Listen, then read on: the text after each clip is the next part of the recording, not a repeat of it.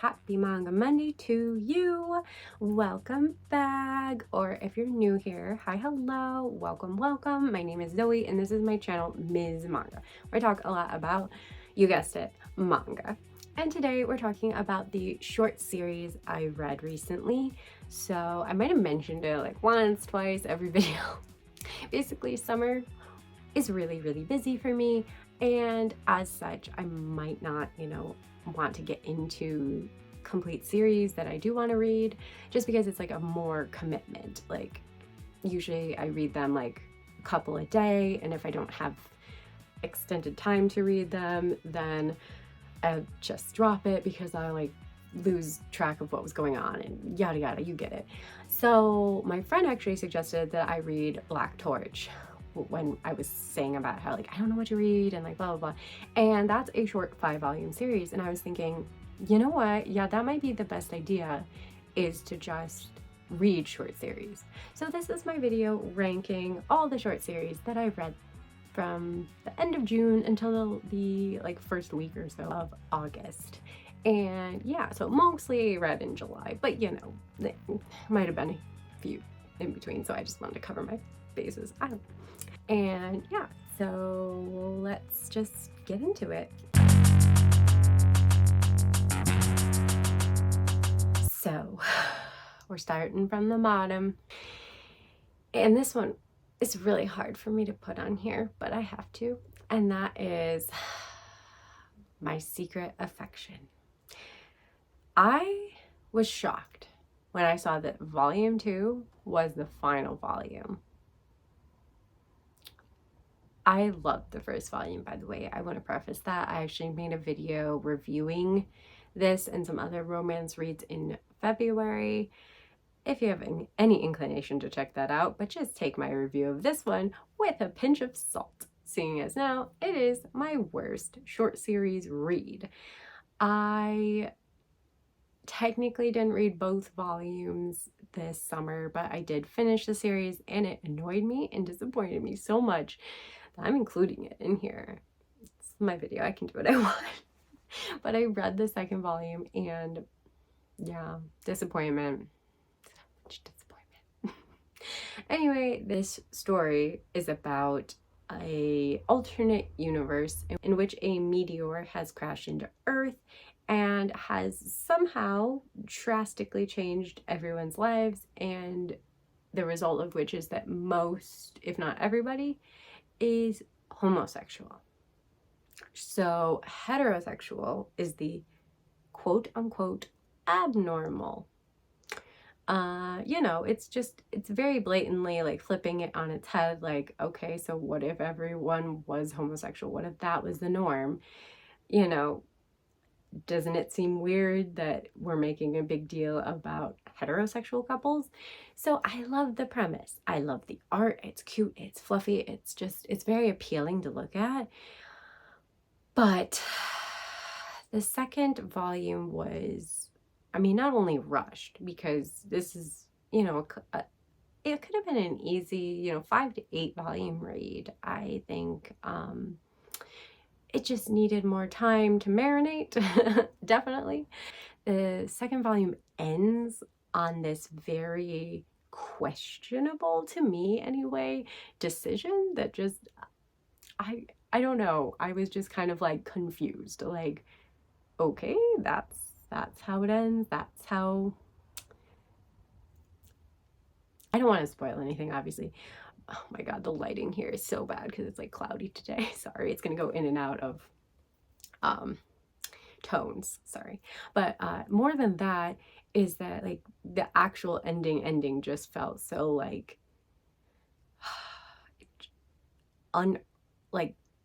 it didn't feel like a happy ending to me. Like they tried to make it seem like a happy ending, but I just felt like it was complacency, I suppose would be the best word for it.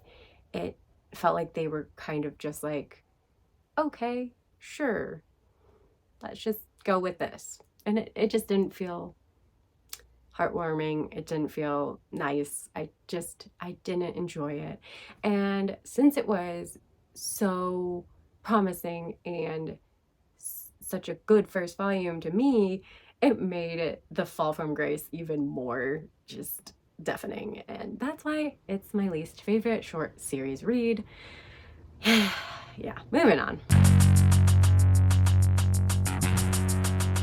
Next up, the one my friend suggested maybe reading is Black Torch. So this is a 5-volume shonen series, and it's a decent short action series. But it just, I mean, of course, one of the issues is it didn't have any time to actually develop, but 5 volumes isn't nothing. I have actually read a few 4 or 5-volume more action-oriented series that much more develop its characters. Like, off the top of my head, I'm thinking Astral Lost in Space and Zombie Powder. I think that's what it's called. Yeah. I like those characters. I was already invested, and then it's just kind of like, oh, it's over. That's sad, you know, especially Zombie Powder because it was never really completed. But anyway, the point is you can invest main characters in an action series in 5 volumes, but this one did not. This, I felt very little to nothing about any of our characters. So the story is that Jiro here, our main character, is descended from a long line of ninjas, and he also has a special ability to be able to hear and communicate with animals. We're talking like Ninja Dr. Dolittle here. I don't know.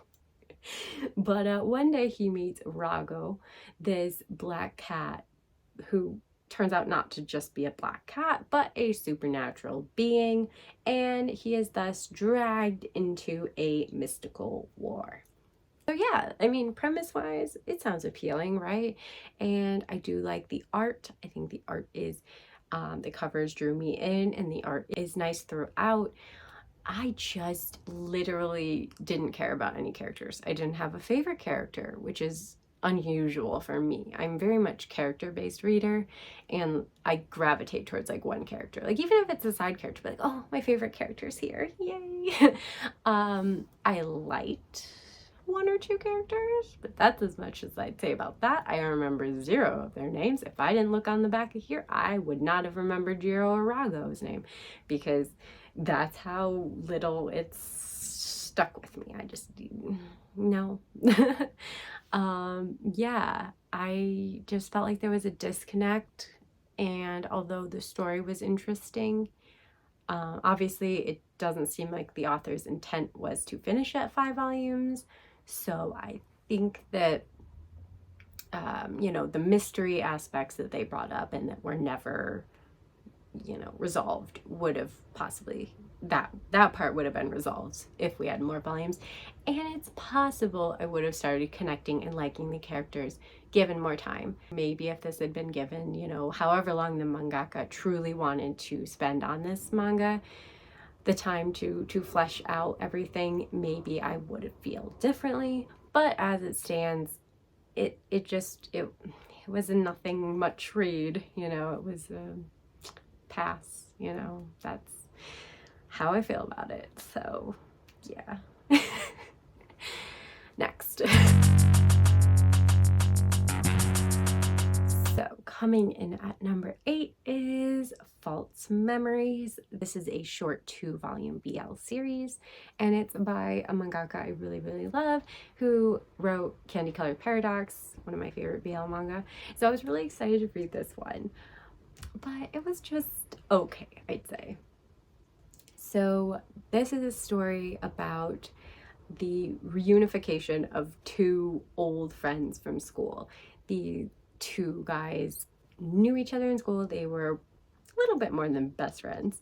And then something happens in which there grows a distance between them. And suddenly they're forced to work together. And yeah, to me, the first volume had a lot of promise. I was really excited to read the second volume. I really love that, like, second chance at love, and the, like, you know, something bad happened in our past, but like from different perspectives, we can see like it was more just a case of misunderstanding and miscommunication, and like we'll heal from it, and yeah. You know, it's cliche, but I like it. But yeah, this one, like, I like the concept, but it feels like something's missing. It just, I don't know. It could have been better, I guess. It's like I wanted something more. I don't know what that would be, but it's just like, you know, when you're like, oh, this was nice. The first volume is nice. And then the second volume just kind of like ends and you're just kind of like, oh, well, I guess that was a story. Like it just felt like I don't remember many details from it. No like scene or character really sticks in my head. I'd say I guess it's like a forgettable short series, you know? Like if you like BL like me, you might enjoy it for a quick, easy read. But it's nothing special. It's nothing like, I don't know, to write home about. It's just there. And that's how I feel about it. The more time passes, the less I remember and the less I feel about it. So yeah, it's just kind of cute, but kind of not really anything special.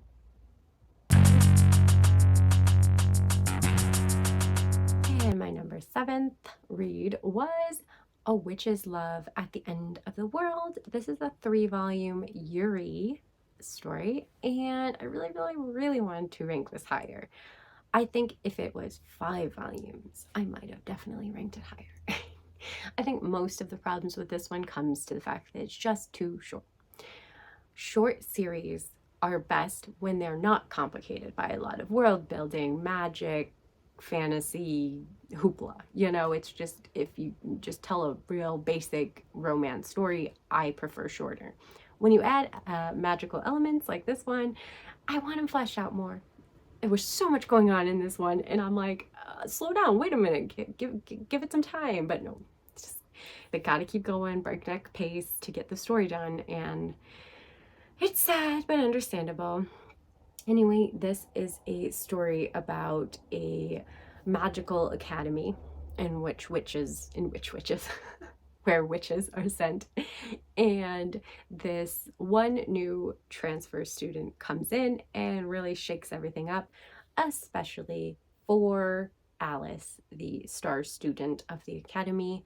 This witch really impacts her and changes a lot for her, and their relationship is really cute. But again, I would have liked to see it develop slower, feel more natural. It felt more natural on Alice's end, but the other side of the coin, we just didn't see, you know, that all coming together. Like, it just seemed, you know, a little bit rushed. But I thought it was still really sweet and a overall decent read.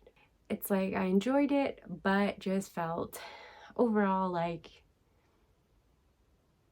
I wanted more. It left me wanting more, and that's why it's lower on my list.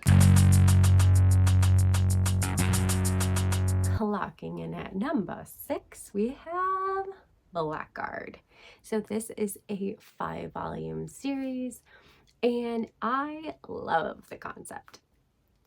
Concept had me gripped, and it was really easy to read this one. I read it all in one day. And why, you ask, is it so low on this list then? Well, all in due time. So this story takes place in a kind of post-apocalyptic world. I'm always a sucker for those.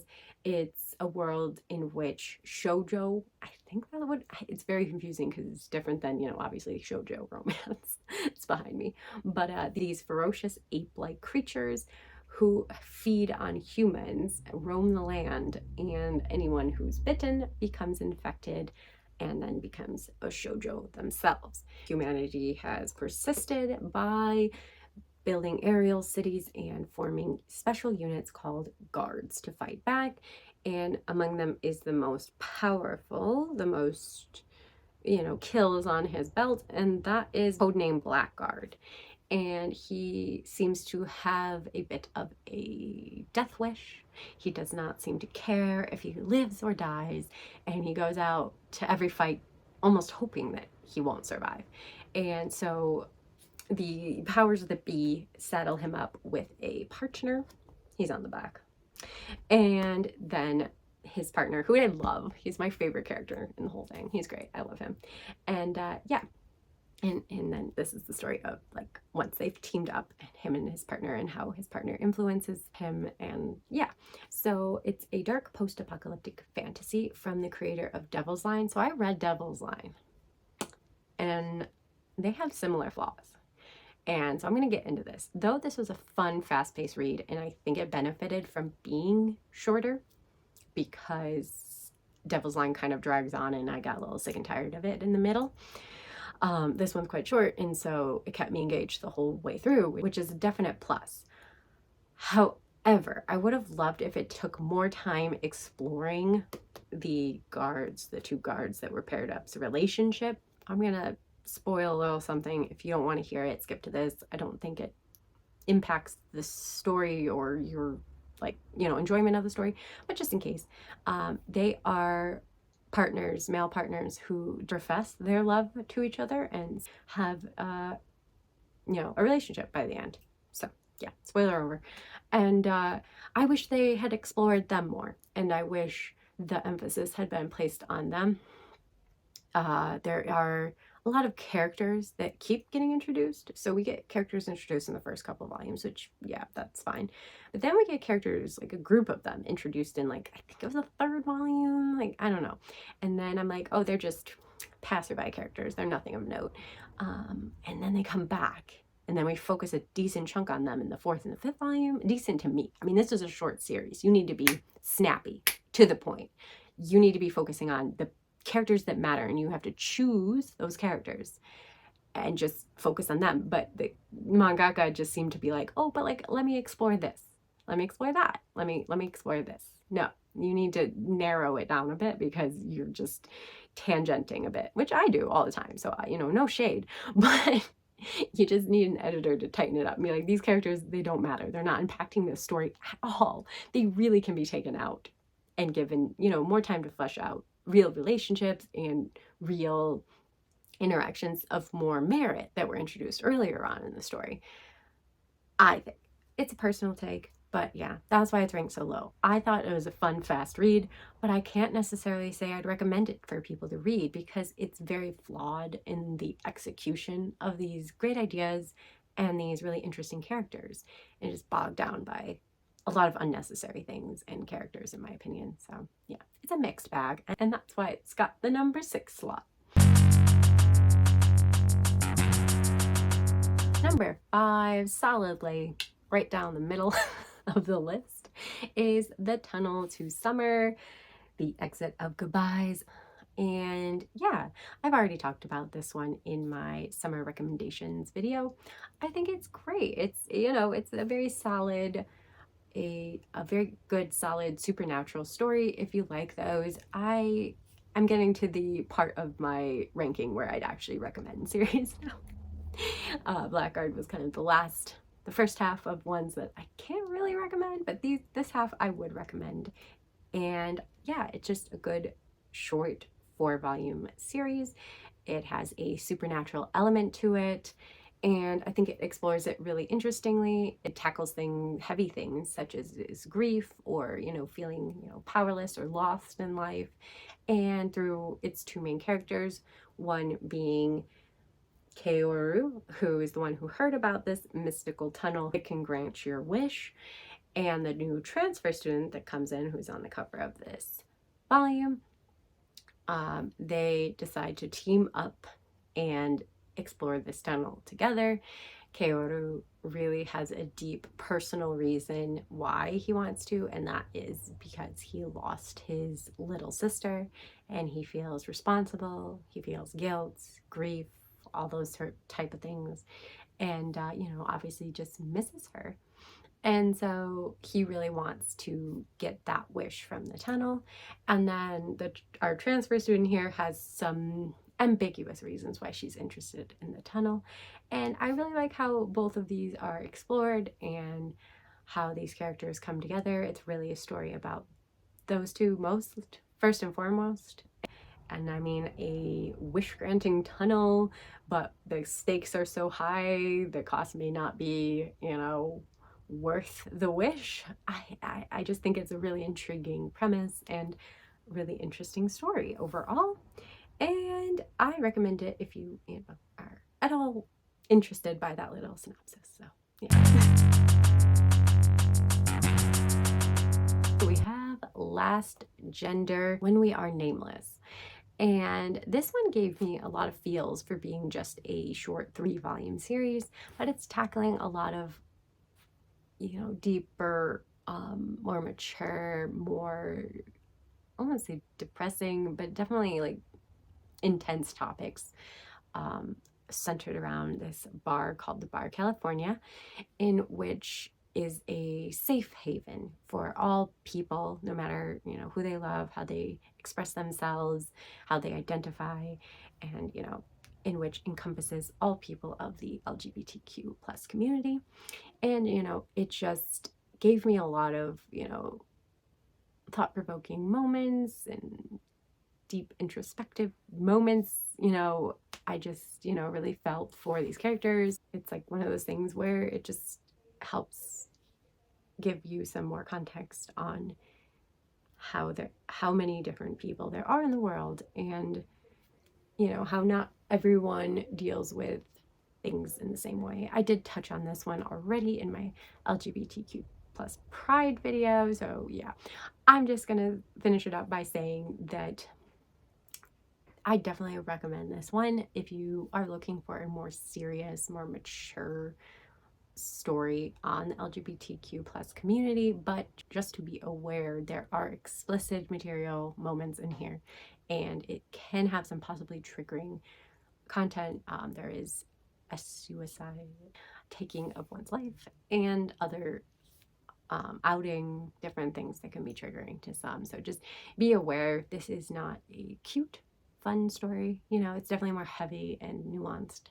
And I also really thought the backstory of the bar owner, when we finally got it, was very interesting and really helped flesh the whole bar itself out.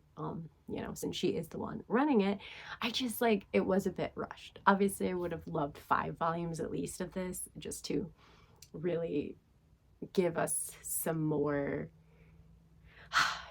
but that's the problem with short series, is that you can a lot of times feel like that. But I'm really happy with the 3 volumes that we got, and yeah, I think it was definitely worth the read for me anyway.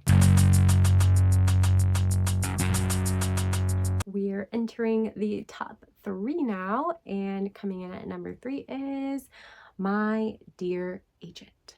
So this was a cute 2-volume BL story. It's about a stoic, kind of icy, workaholic bodyguard, Ricci, who is employed to protect the son of a leader of a large conglomerate, well, rich boy.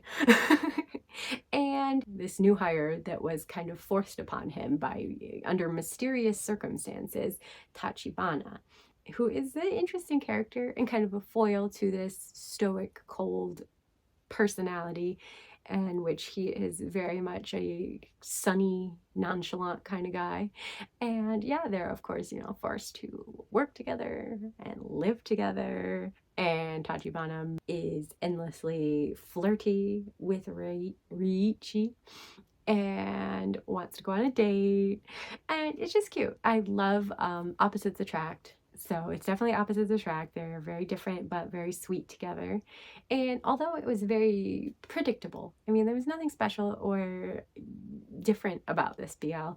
It was just a sweet, easy read that, conflicts arise, they're going to be patched up. And, if you aren't looking for anything deep and different, then you might just enjoy this, sweet little BL. And, yeah, I got nothing else to say. It was really enjoyable to read.